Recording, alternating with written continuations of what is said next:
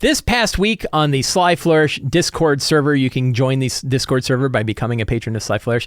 The topic of conversation came up about the 8 steps from Return of the Lazy Dungeon Master. I have a book, Return of the Lazy Dungeon Master. In this book, I outline 8 steps for game preparation that are intended to help you build and improvise and run games at the table. The conversation came up of, it was tricky for people. I've heard this more than once from more than one group, that the understanding of the 8 steps for preparation makes a lot of sense. You go through these, you sit down, you have time to prep for your game, you go through the steps, you think about what you want, you put all the stuff down in your notes or wherever you put them down, and now you've got all these things. Those 8 steps include review the characters, set up a strong start, outline what potential scenes you might have, write down 10 secrets and clues, write down notable locations, outline notable NPCs, write down potential monsters the characters might fight, and write down what treasure the characters might acquire. Those are the 8 steps, but you can find it in Return of the Lazy Dungeon Master. You can also find the sample for Return to the Lazy Dungeon Master, which describes these 8 steps.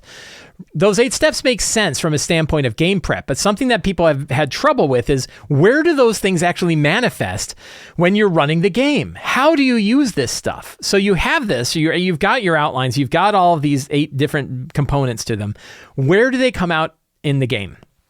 And a tricky bit is, they don't, only a couple of them, really only one of them, has a direct place in the game that you're going to run. All of the other ones are there to kind of give you the things you need to use to prepare, so that when you're running the game and it goes whatever direction it goes, you have the components necessary to build what you need at the table. But there's still specifics about how you can use each step during the game itself, and we're going to talk about that today. So to get to the sample, because we're going to use the sample today to kind of talk about this stuff, you can go to slyflourish.com. It's in the show notes. Go to Return of the Lazy Dungeon Master, and in there is a check out the Return of the Lazy Dungeon Master preview PDF. Absolutely free to get it.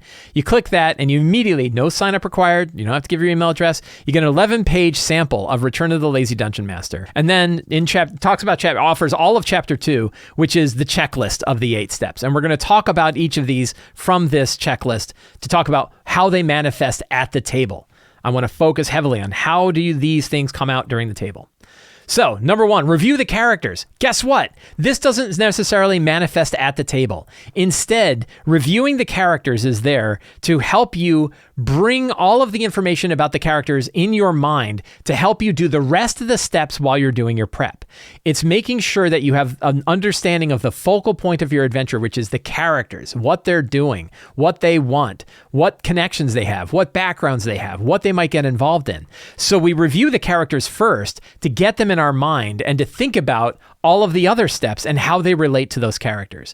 An example would be, does the strong start tie to something that one of the characters did, or a background one of the characters have? Like Bruno's brother shows up, right? And you're like, oh, well, Bruno has a brother. Well, now we got a connection to the character. Well, who's Bruno's brother? Where did he come from, right? You get that information, but you have a strong start of Bruno's brother showing up. You could have a secret and clue. A really easy one is have a secret and clue that's tied to each of the characters. What's something that one of those characters might learn about themselves, or something that character is likely to know about something else? What some kind of connection that they have could manifest as a secret and clue. But we're using the characters, we're using our review of the characters to help fuel the other parts. It might be, hey, my character's just hit 5th level. Durham just got Fireball. Wouldn't it be really cool if he got to fight a lot of really small dudes that he could blow up with a fireball? Wouldn't that be fun if he faced a bunch of skeletons that I know could be destroyed, and he gets to use that fireball for the first time and blow away 20 skeletons in one blast?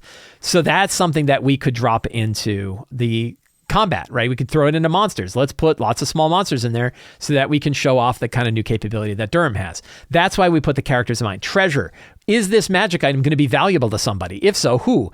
Or better, hey, here are the characters. Which one hasn't really got a neat magic item? What would be a cool magic item for that one character? What would Winasia's magic item be? I bet she really likes big spears. So let's drop a really cool, powerful spear in here. Maybe one that's tied to her background as a daughter of Paranelia. So we have an ancient daughter of Paranelian spear that got lost in the underworld, and she finds it. That's how we use the characters.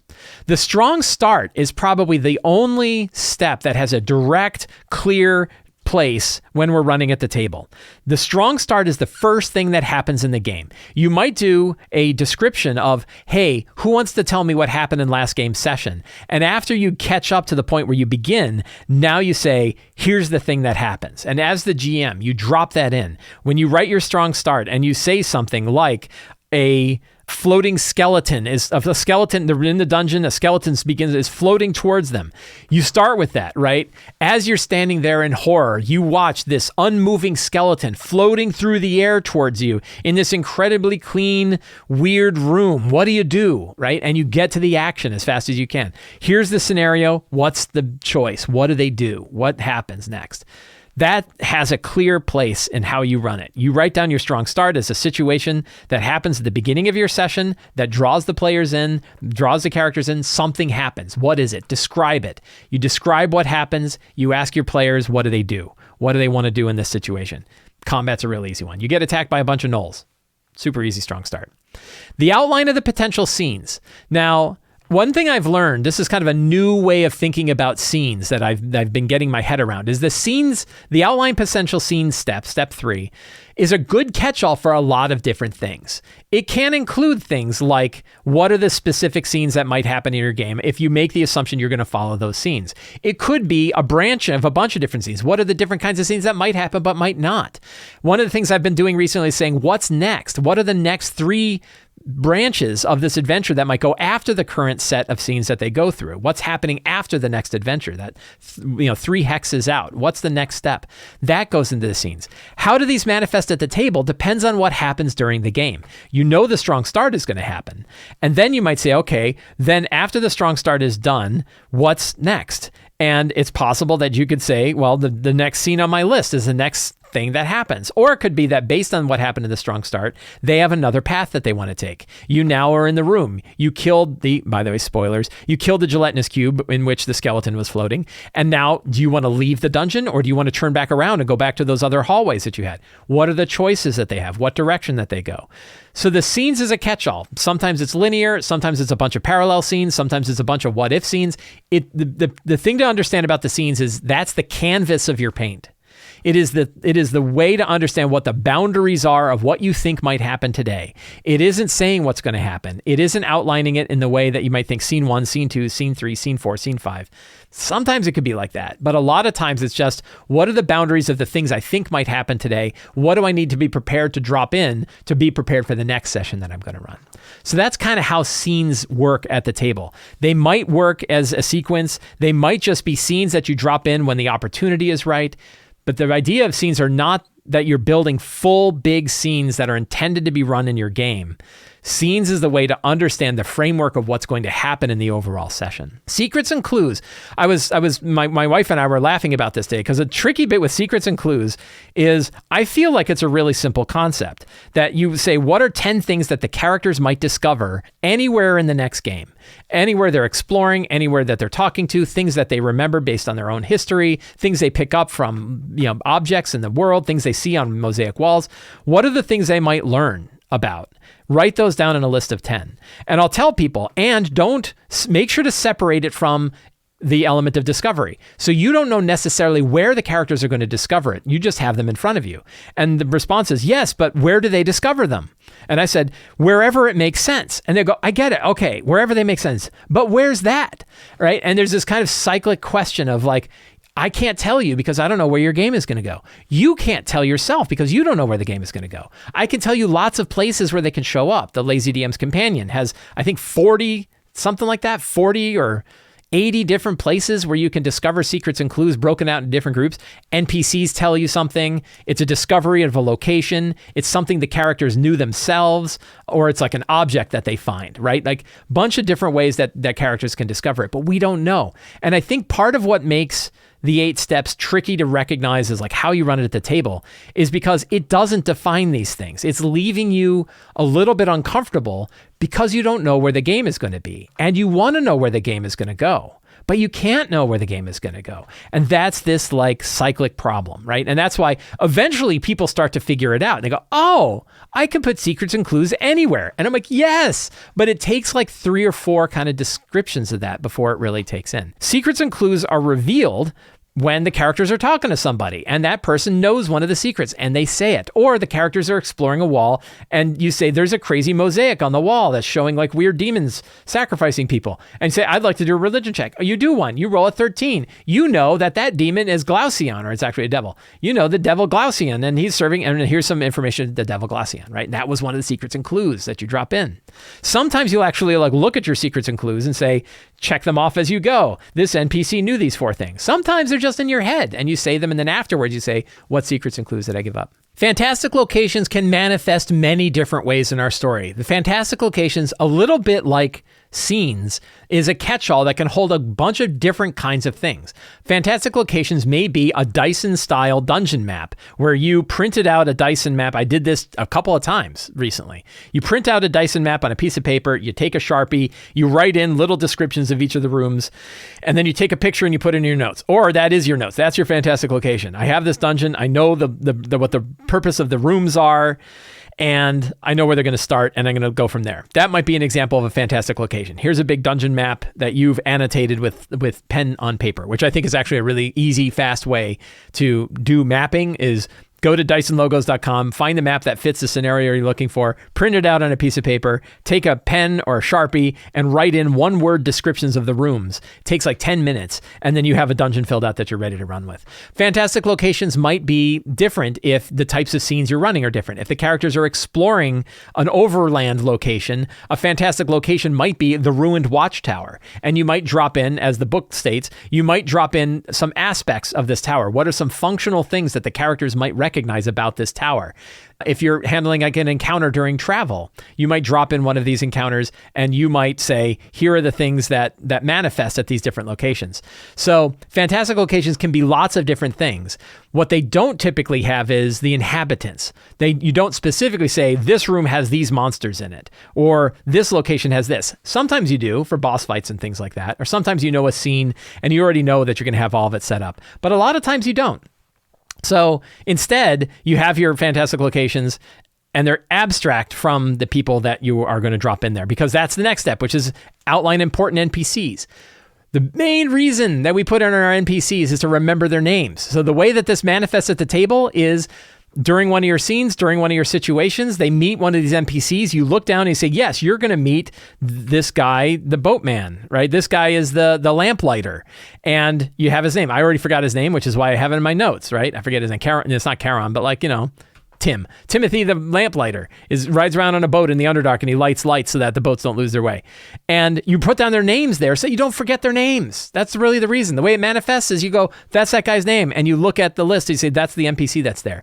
You don't really have to put a lot of information on the NPC, maybe a little bit about motivation if you need it. During your prep is where you're going to internalize it. But the thing that you're really going to be referencing at the table are the names of the NPCs. Right? Looking at that name so that you're able to describe it. I don't feel like you need a lot more than that name. Once you've internalized what that NPC is like, what they want, how they act. And a lot of times how they act and what they want evolves during the conversations you're having with your players. But you look at the NPC. Now, where does that NPC show up? That's up to you. Kind of like a secret and clue. The NPC could show up in different things. Maybe they're tied to a scene. Maybe they're tied to a specific location. However they arrange. Maybe they wander by when the timing is right. It's sort of situational, like a secret and clue is. When the situation is right, that's where that NPC shows up. Sometimes that could be really specific and clearly known. Sometimes it might just drop in another way. Choosing relevant monsters. This is a main difference between how the 8 steps operate and how a lot of traditional game prep operates, which is we don't tie monsters to the location. So when we're running it at the table, we look at the situation, we look at the location and say, does it make sense that there are monsters here? If so, which ones? And how many of them? And this is where we play with the dials. We could look at it and say, does it make sense that there would be a gelatinous cube there? If we want it to be a really hard fight, what if it's a gelatinous cube plus a bunch of other oozes? Or what if it's a gelatinous cube plus creatures that are trying to push you from the other side to go fall into the gelatinous cube? We could make it really hard. We could also say, no, it's actually going to be different. That because the way the scene is operating, maybe the gelatinous cube isn't chasing the characters right away. Maybe it's just standing there. And now it's more of a scene of exploration. So when we write down our list of monsters, we're saying what monsters might appear somewhere in the next session we're going to run. And we just list them out. Maybe we list them out with page numbers to particular books that we're going to run. Maybe we put a hyperlink into it to a monster stat block that we have somewhere else. But you list those monsters. In some cases, you might have the number of monsters. If you say, like, we're going to have this old ruined castle, the castle is taken over by a bunch of bandits, and there's actually a bunch of monsters underneath. You might list, like, well, how many bandits? And where are those bandits? And what are they doing? So if you're building more of a situation-based, one of these infiltration style adventures where you know that you have a bunch of different inhabitants there and they're doing different things, the monster section is a good place to say there are a total of 14 regular bandits. 7 of them are sleeping or doing some other kind of recreation, while the other 7 are wandering around the outside looking for infiltrators. That way you can kind of keep that in your monsters. How it manifests at the table, however, is given the situation that's occurring while you're running the game, you say, does it make sense that there are monsters here? Or if the characters say, we're going to look up at the ramparts and see if anybody's there, you know, there's probably 7 bandits, but there's probably only 2 or 3 at these because there's 2 or 3 at the other ones too. But then you could say, well, it's nighttime and there's more or there's fewer of them. Or there's another battle going on someplace, so there's now fewer of them. There's only 1 bandit for each of the watchtowers because the other ones are all off doing something else. The game can evolve, but the value of having the monsters in a list is you know which ones you're going to need. You just get to decide where they go at any given point and how many there are at any given point. That could be based on the situation that's occurring on the game, which is where you should probably start, but then also on what you think would be fun for the next part of the game. Does it make sense that the characters go into a really hard fight, or are they going to go into an easier fight? Maybe you have lesser or more monsters, depending on how that's going to go, but it's abstract. And then the last one is magic items. So it's important that we focus on magic items because magic items really matter to the characters, right? The characters want to have interesting magic items. They want to watch the characters evolve. It's a way that their character evolves that the DM is directly responsible for.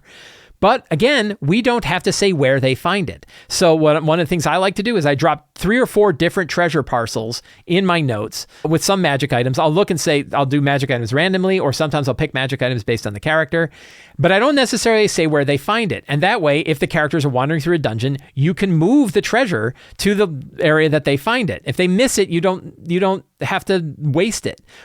You can still identify treasure in certain rooms. You want it to make sense. Sometimes the treasure is with the big boss. Sometimes the treasure is in a small treasury somewhere else.